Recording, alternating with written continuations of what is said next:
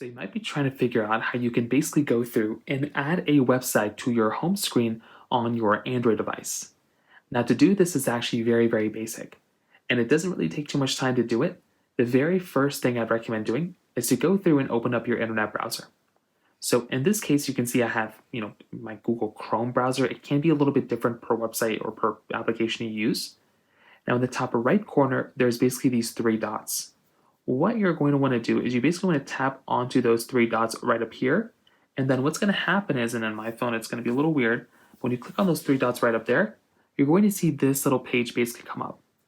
Now at the very bottom of this page, there's going to be this little option down here that basically says add to home screen.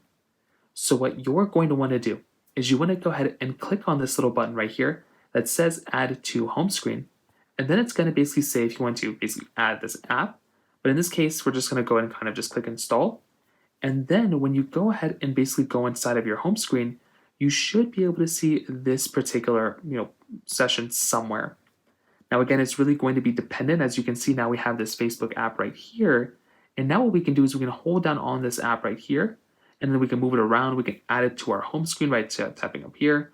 And now we can have this Facebook portion on our home screen. So when we tap on it, it basically just opens it up via the Google Chrome application or whatever. So that's basically how you do it. If you have any other thoughts or questions, please let me know in the comment section below.